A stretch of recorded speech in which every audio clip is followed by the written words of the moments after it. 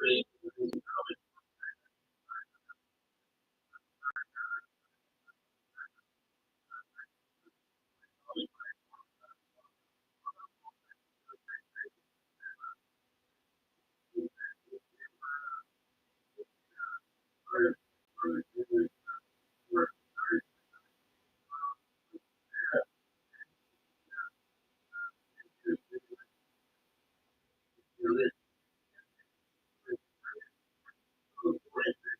right.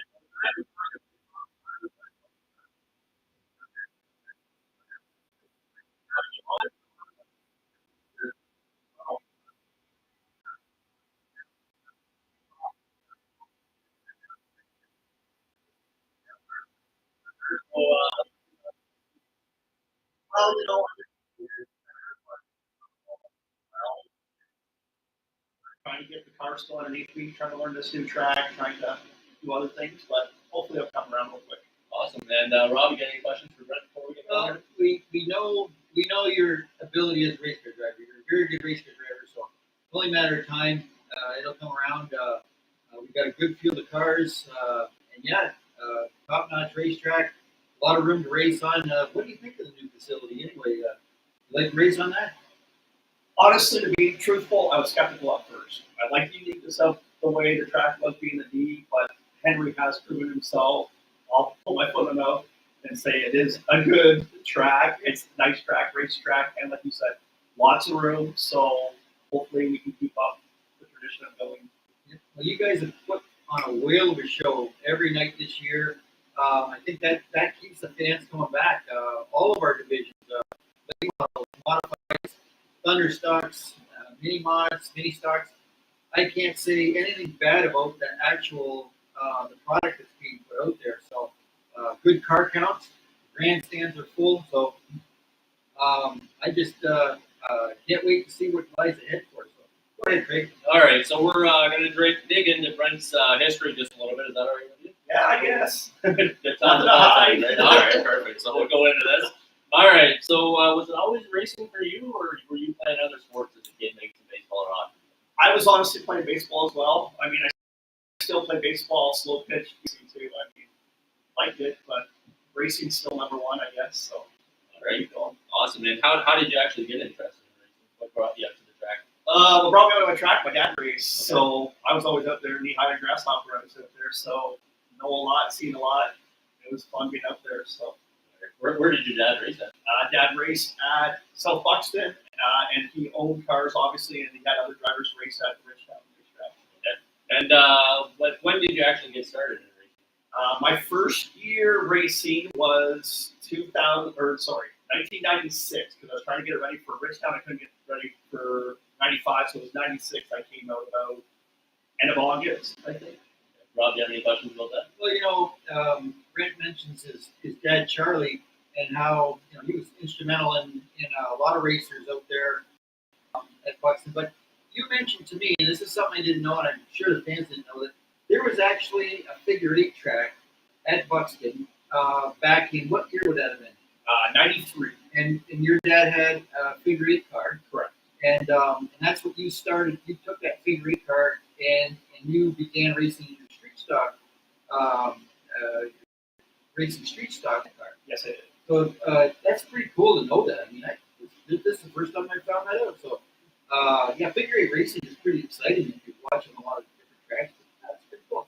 So, and your dad builds a lot of engines, and both you and he build the engines for your race cars. So I mean, tell us a little bit about that. That's pretty cool. You did. Well, thus we'll go back to the beginning. Dad said if you want to race, you got to learn how to do everything. So welding, racing, fabricating, engines, you name it. I didn't know you could just bring a car somewhere else and have somebody else work on it. It was just that point where if I wanted to race, here it is. Here's the tools to shop. You want to do it? There it is. And funny, that's what I think that's how Dale Jr. got both him and Davey Allison. Their dad said, "Look, if you want to start racing, there's a race car in the corner shop. You go take that thing and you fix that for races." That's kind of what happened to you. Yes. Pulled out of the weeds, went racing. So how'd that street stock, that first experience as a street stock driver go? You know what? It was great. It was obviously the first time because you had to be 16. So obviously I was 16. came out to the track and just, in awe, I guess. It's like, okay, this is it. Here we go. So, but I mean, I was turning laps there 2 years prior to Mud Packer, around there, the first Mud Packer at South Buxton. So, I mean, I had laps around that track. It was just to the point of racing around that track. Well, that's pretty cool. Okay, Craig, go ahead. Yeah, so there's a huge difference between racing and mud packing. So you get out there in your rookie year and you're in the field and you take the green. What was that experience like for you? It was a rush that I can remember as much as I can remember, I guess. But we'll keep having that same rush, I guess. Yeah. Did you take a lot of checker flags in that opening season? Well, in the picture posted, that would have been a pursuit race the second night in the car, and I think we were about 8 laps in, got tangled there with the car trying to pass me, and I hit the wall. So I didn't get the checkered. Maybe I could have got the checkered, but it didn't happen. And were you successful that year? Like, I asked you how many wins? No, I only ran 3. So it was the first night out that night, and then the championship night that year. When I took the green for the championship feature race, I blew up at the start finish line. You're gonna blow up. I guess that's where you want to do it. So in this picture, I believe this is Wes Potosi's dad. Yes, I believe that is Wes Potosi's dad. Now you shared some historical facts with us here earlier. How many father son like the dad race? You race against the dad, you race against the son, and you have a number. How many of those are there? Like apparently you have the record. Well, it's a record. I'm thinking 7 or 8.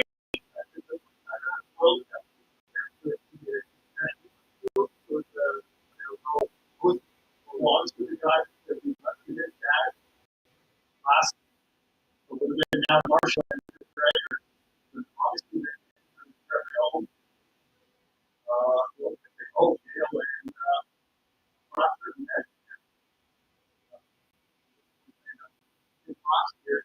there's a lot. So we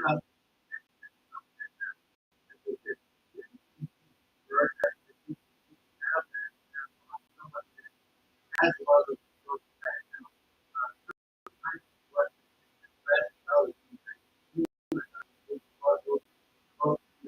history of always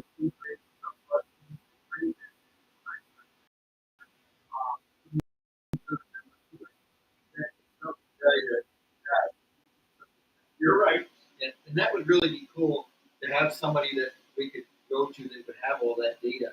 I mean, that's something to look at down the road. Maybe that can happen. So, anyway, turn back over to Craig. All right, so 3 races in the 1996 season. What comes after that? 1999. I see, and there it is. That was another 3-night race career. That accident happened in the pits. The car came flying off. It was a heat race. I was overheating. I came off. That's why the hood's up. And the car came flying off of turns 1 and 2 and hit the back of the car. I'm looking at the number 87 there. Now, who is that? 87. That would be my dad's number. Okay. And who is the driver who came flying off? That would be Frank Levesque. Okay, Frank Levesque. Yeah. So a lot of you guys would remember Frank from back in the day. He raced all over. Unfortunately, Frank lost his life in Florida in a canoeing accident. But I remember Frank quite well. He was a friend of mine and a good racer. Anyway, go ahead, Craig. All right, so what was that season like for you? You said you raced 3 nights that season? Yes, well, obviously I thought that was going to be a good year. Full-time job. Figured now you actually got money. You can start putting money in the car. Obviously I built the car thanks to the 2 sponsors that I ended up getting that year. Got to build the car. Went out with it. Lost again, late in the year. And that's how it ended. Do you have any questions about that? No, just things happen. I agree. Things, whether it's in the pits, I remember we were at Humberstone last year, and I watched Rick Cedar go right off the end out into the beach field. I mean, it's really weird when you see that happen. Maybe that might be nice for the fans, but it does a lot of damage to the race car. Not to mention the guy's bean crop. Cornfield usually is where they end up, right? Go ahead, Craig. All right, so just out of curiosity, 3 races. How do you kind of get ready for a season? Because you can't really get into a rhythm. You're just kind of, I don't know. I guess you kind of knew every time you go out there. Talk about that a little Well, that seems just to be the way I am. I don't know. I just can never get a car to run a complete season. It's just how it rolls. I mean, I just take it and run with it. Awesome. All right. So what's next after that? Would be my rookie year in the late model class. That's 2000, right? That's 2000. Okay, go ahead. All right. So late model. That's a whole different package. That's a lot more power and everything. What's that experience like when you? I guess when you take the first reading, what's that like? Well, backtrack just a little bit. So I got introduced to this. So when that accident happened, didn't know what to do. So it's like, do I want to be a street stock driver? Yeah, Dad's got another chassis in the backyard. Let's pull it out and do this. And I had Roy Fleming come up and said, hey, I kind of was talking to John Vanderlinden. We think that John's getting another car. Car comes, John thinks they will put you in the car. So thus came to it. I got in behind the wheel of the 13 car and wheeled it for the first and only full season. talk about how the season went a little bit. Well, thus my fame come out opening night, and I got the checkered. By saying that is, I was running third, and you got to be there to win it. And the first and second guys went off turns 3 and 4, and I went underneath and crossed finish line first. That's sweet. Oh, yeah. That's nice. That's what you always hope for, right? You're running through, hope if something happens, somebody's going to stay. And it sure is. It's nice. You work really hard, and when you get lucky every now and again, right? There you go. Lucky 13. Yep. Okay, so I don't want to mess with Craig's agenda here, but are we going to move on to his family? Yep. Okay, so daughter Megan did high school this past year, so she's going to Sarnia, and she's going to go through nursing to be a nurse. She is. Great. And then you have Haley, who's 13, grade 8, I believe. Yeah, she's going great. So still got kids coming up through school, so a lot of stuff that you have to focus on, which is more important than racing. Racing comes secondary. So tell us about the girls. Do they help you out track at all? They don't, and I don't push them either. So it's like they haven't came out to the school yet either. So I mean, I'm trying to get them to come out to see, but they know I got a race car. They know Brent had a race car. Yeah. Megan had a car built for her. Yeah. Got scared. Obviously, she didn't end up racing it. So it is what it is. I have the same. My scenario is very similar. 2 daughters. Now the youngest one, Melody, doesn't really has no desire to race, but of course she's engaged to Jake Hooker, and that's a big thing. She really is instrumental in his program. And Angela raced her in the sports talk division. In fact, one of the reasons we're right here, not just because you wanted to come here and do this thing, but behind us is a chassis that Angela drove. It's a Rocket Camaro front clip, 49-inch rim, and you drove this car. I did. This used to belong to Bob Bisnick, and I often say I can't sell this car because there's a ton of history behind it. There's some things I can't share because the car was stolen, but I can't tell you how all that happened. All right, but it ended up in an attic of a shop for quite a few years, and nobody knew where it was. Long story short, don't want to point any fingers, but Bob bought it, clipped it. He drove it a couple times, and then he had you drive it. And this car, I think, is a magnet to controversy, isn't it? Yes, it is. If you didn't win the project, it was crazy that year. Remember that? Oh, the fans. You always have a car that you come out there, or you have a driver you watch. And right now, we're all focused on Jake Hooker. He's a show. I don't care if you're in Delaware or wherever. And you can try and correct me if you're right. He's putting a lot of people in the grandstands. There's more and more Jake Hooker. But this car was like that with you driving it. Yes, it was. I mean, I don't know if it was just with Tyler Lozon that you two just kind of. Can we talk about that? You can. I mean, I'm open to everything. Just what happens now. So hopefully it's in the past. Go ahead. Yeah, tell us. Well, again, we're having two sides, two different stories. Yeah. For a third story, there Maybe. could be the truth. The truth. Yeah. I look at it as Yeah. first night in the car. Yeah. Tyler's another hard racer. He sure There's is. no knocking Tyler's ability Oh, to yeah. run a race car too. Yeah. I stepped in this car knowing how that class was being raced, and I went, well, I guess I got to step up I believe I got doored going down the D at the time. So going into turn one, I gave Tyler a nudge saying, here I am, and I went by him again. And at the end of the night, they didn't like the fact that I gave him a shove and he lost some positions. Well, it was really good racing back in the sports stock days. There's always, there was stuff happening all the time. I think the last count, I believe I have 11 feature wins with this car. No, 10, sorry. But again, I can't sell it. There's too much history. Not only for you, but for where the car came from, to me racing it. And of course, they eliminated the sports stock division and the rules package. It's a clip car, coordinated, all that stuff. So I love to talk about this car. And there is so many stories. So just even if I just put it out and plant a garden around it or plant some flowers in it, it's a conversation. Yeah. So I'm going to keep it. In fact, we do have plans. This car is set up for road shape in their hobby stock division. And before the Colby crisis came along, we are going to put Alan Arsenal in it over there. He's run there before, and this is the perfect car for him. I think it'd be great. But again, don't want to sell. So not to take everything away from you and your story. So turn it back over to Craig. All right, so we're kind of all over the place. I just want to go back though and talk about you a little bit. What do you do for work? Customer receiver at one of the factories in Tilbury. And are you married? No, I'm not married. Well, I guess I'm common law. Let me rephrase that. Not married. Well, I guess we're common law with Crystal. So okay, and pets at home. Yes, we just acquired a new dog. He's been a little bit of a handful, but he's been a great addition to our household. What's his name? Bear. Bear. I like that. That's a good one. We like to get the pet name. So that's What kind of dog is it? It's a French bulldog. Yeah, a cute little fellow. It gets this vacuum in that house. That's right. Well, he's chasing the vacuum, so we'll go from there. And away from racing, away from working on the car, what do you do for fun? What's your interest in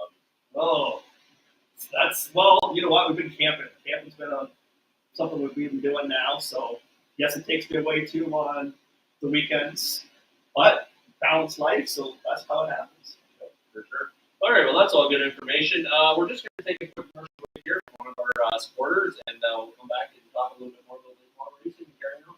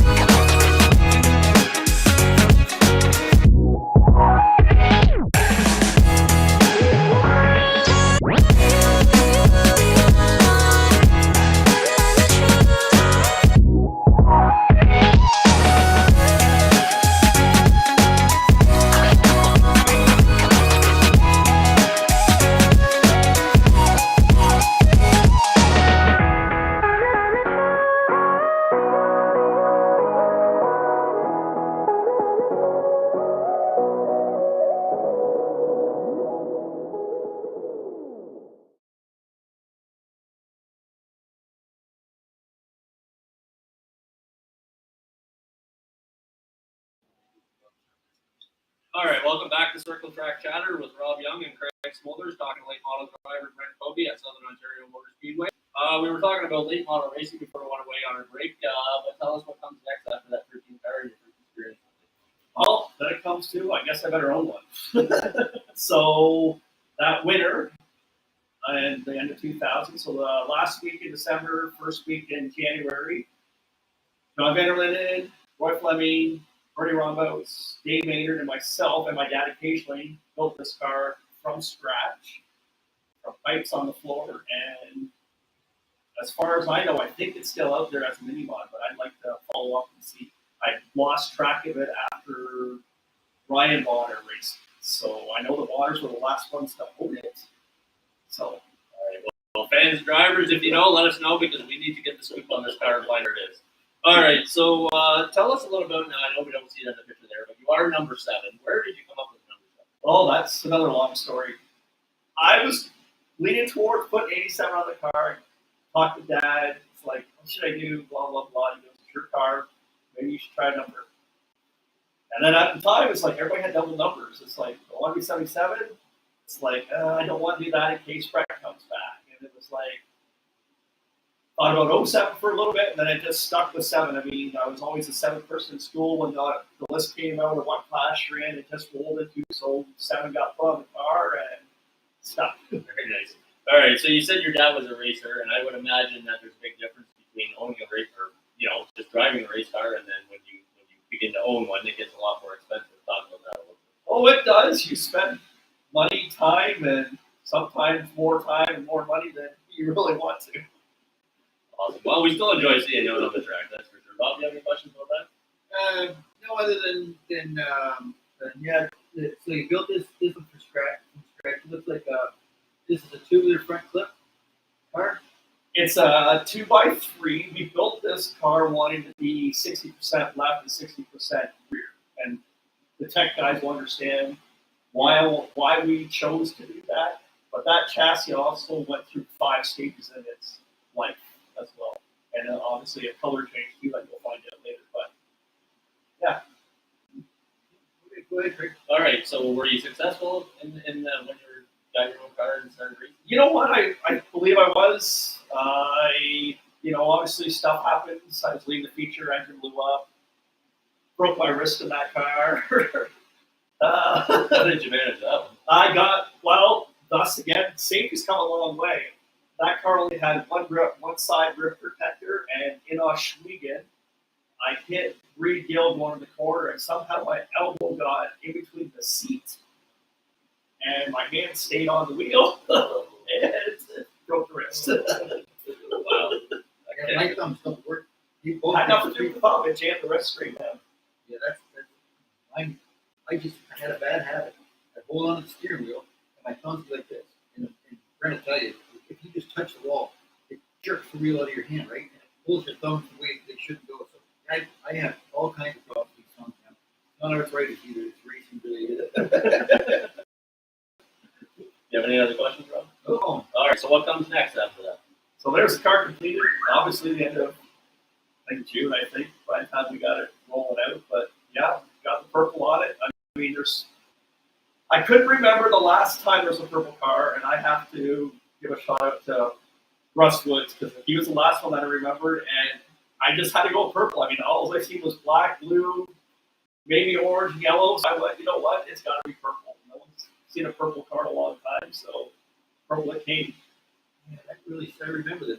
90. I raced it on the asphalt time Kids Rest, and I had that with a Hanley car. It was all purple, number 90, and it stood out from the field. I mean, everybody else had different colors. Of course, Angela, the car behind us, that's her still the wrap she had, and it's purple, so she liked purple as well. All right. So, sticking around the late model for a while, I guess. I mean, you're pretty well comfortable. You want to stay there. Did you get into any other cars at that time? You modified or something? I did step into 2 modifieds actually. A friend of mine in Ohio let me run his around Lima Land, so I got hot laps in that. And Brian Spill one night had to go to a wedding, so I got behind the wheel of his modified.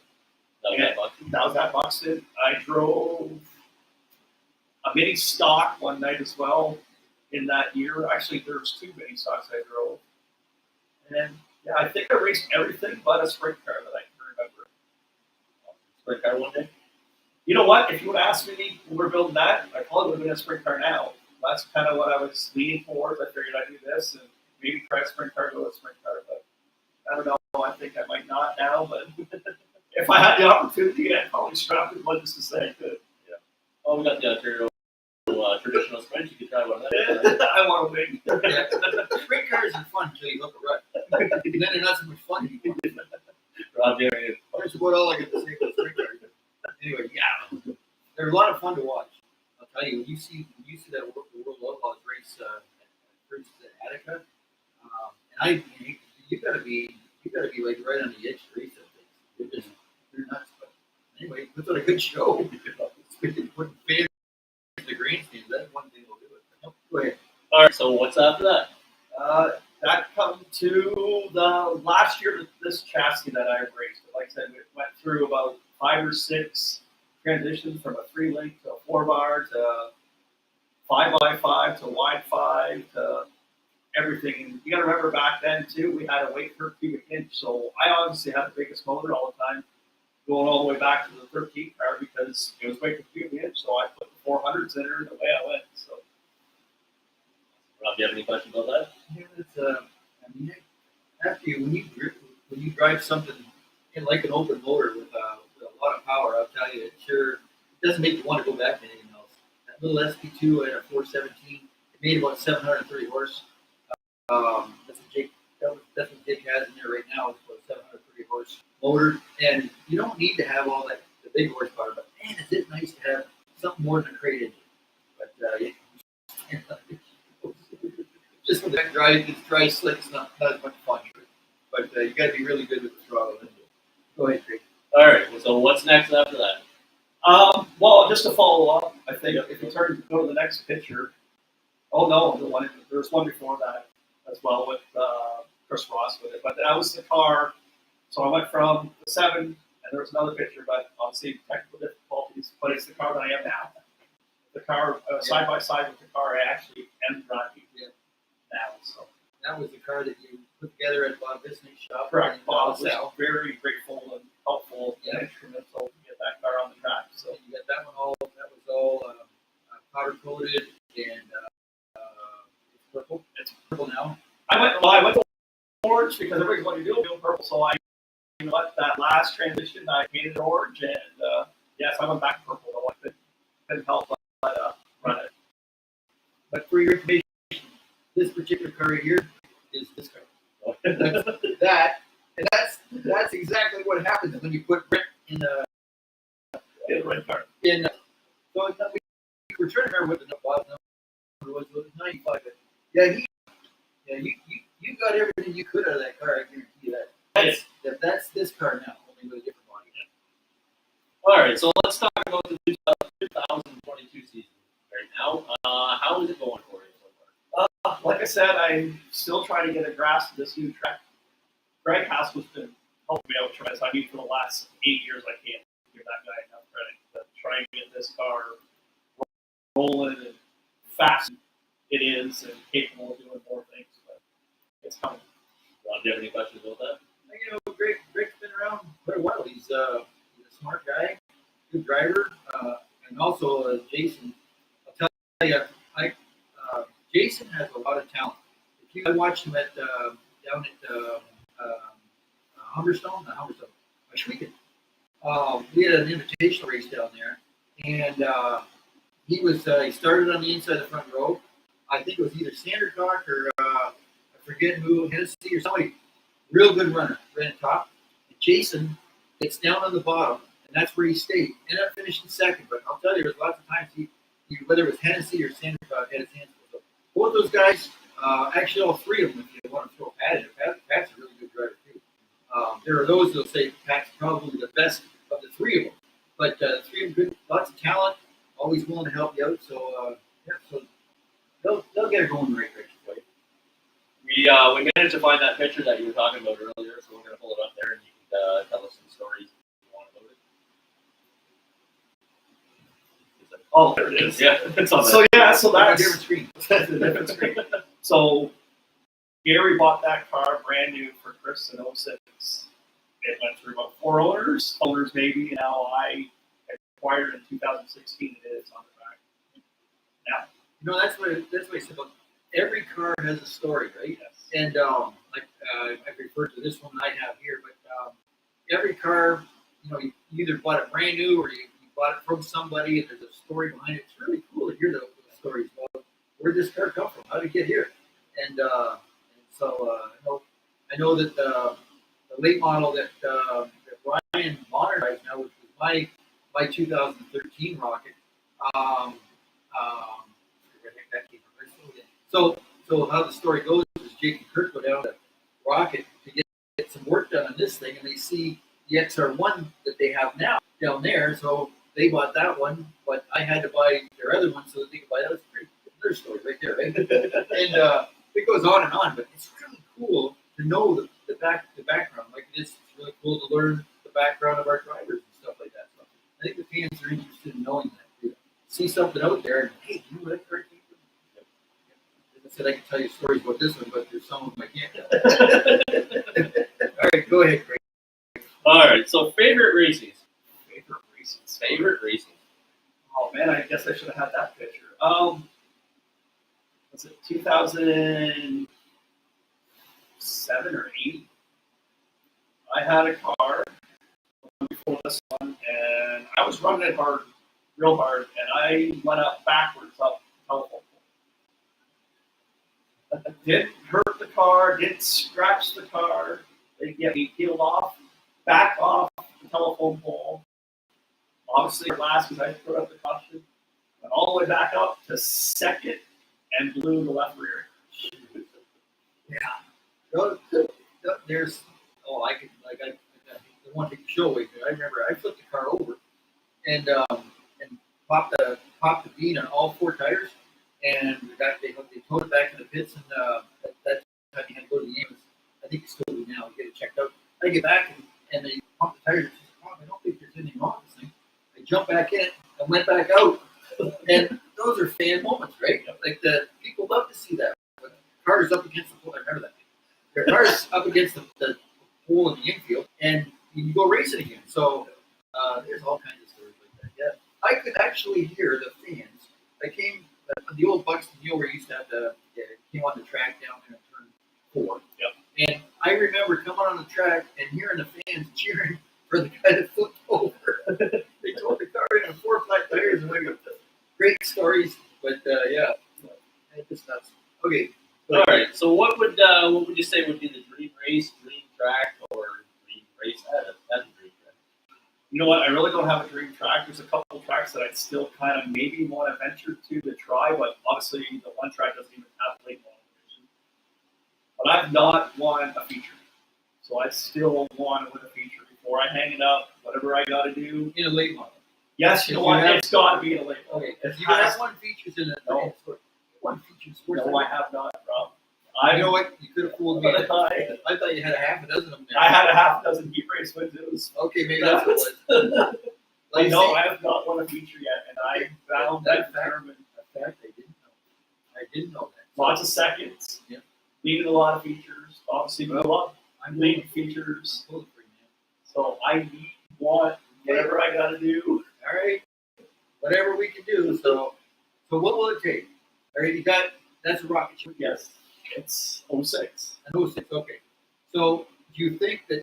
So we need to get you a Clemens racing engine, or we got to get you a Jay Dickens racing engine? What are we going to get you? I just need luck. I mean, I personally believe I can do it, and I just need the chips to fall. I need a better heat race draw. I need a better heat race. Oh, that's important.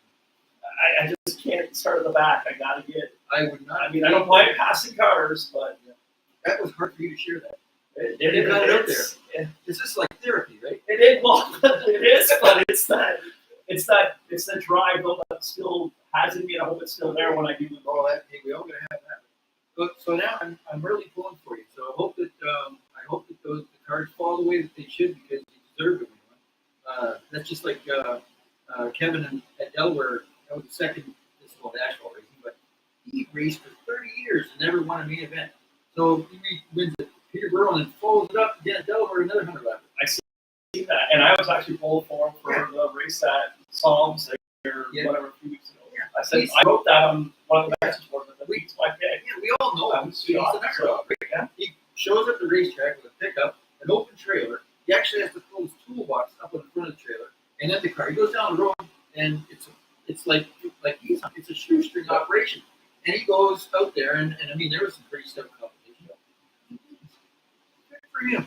Yeah, and yeah, so that could happen. So keep at it. I have to like baseball. You're never going to hit a home run if you don't keep swinging, right? That's right. So there you go. Where are we at now? Sponsors. You got some sponsors you want to thank? You know what? All the ones from day one. If it wasn't for the ones from day one all the way up till now, I wouldn't be here. As I come down, the very first one that gave me motor parts, training parts. I mean, it's been. If it wasn't for them, all the way to the ones this year. I mean, if it's not for them, I'm not there. I mean, it's a tough slide to begin, but everything counts. Every little bit counts. Can't thank the guys enough that do help you behind the scenes that don't even want to be in that bench. We all have them people too, but the ones on the door that are willing to help and want to help, and the ones that don't want to be shown, you still got to thank them as well. Ron, do you have any other questions for Brent, Colby? Nope, other than you're not alone. I get you in all the time my race. I came awful close many times. I blame it on Jake, okay? He's the reason I didn't win. Because twice I think I finished second. You know that I finished second in 9 times in features, and I don't forget what year it was, but I couldn't figure out how in the world does he get on the pole for every feature. And I won't share that with you because then I'd be saying, well, that was no. He rate when he won, he deserved. That kid is a natural driver. And obviously it shows. Right? But it doesn't matter what he jumps into. But yeah, I finished second him a couple times, and of course Aaron Vanderveer as well. He won like 6 championships. But, I never won a championship, so that's therapy for me. I got to get that out there, right? And I know that's something I never will. It never will happen. I'm 62 years old. I have no plans or desire to get behind the wheel. But if I can help somebody else out down the road, I'd be glad to do it. So if I could help you out somehow, whether it's a better chassis or whatever, not telling you how to do that, but you never know. What you have, I mean, I've been driving this car. I needed a gear. You and Terry were instrumental to come get this gear off. Yeah.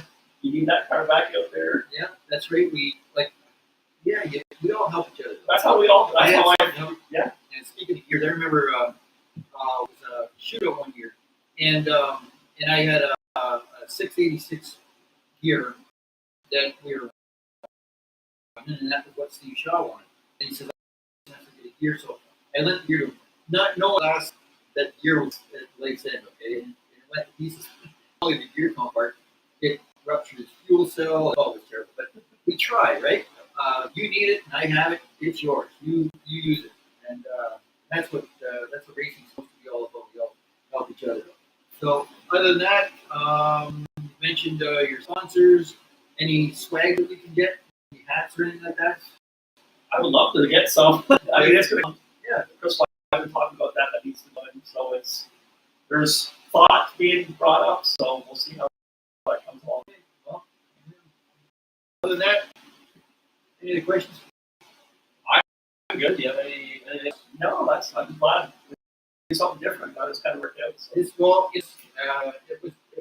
was his idea to do this here in the garage. Thanks for joining us here in a small part of Sun Parlor Trailers, where we have this whole shop is full of stuff. There's cars, and usually there's a late model sitting right here of Ryan Bonner's, but we left it in the trailer, so get that thing out of there. But main focus was this chassis behind us was something that would be fun to talk about. And that, Well, drivers, if you want to jump in here and have a chat like we did with Brent Colby, reach out to myself and Bonner, and we'll get you on here.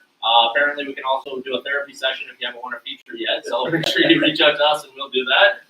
If you want to check out this interview or any of the other interviews, check out our YouTube channel, Circle Track Chatter. So the Facebook group, Circle Track Chatter, Oval Racing Fan Zone. You find all the interviews, giveaways, and information about all the tracks across Ontario, which we're trying to promote. So thank you very much, ladies and gentlemen, for joining us. Thank you, Brent, for joining us. It's been a lot of fun. And, good luck to you. Good luck to you in your 2022 season, and I'm sure we'll see you at the track. All right. Thank you very much, ladies and gentlemen. Enjoy the rest of your evening. Good night, everybody.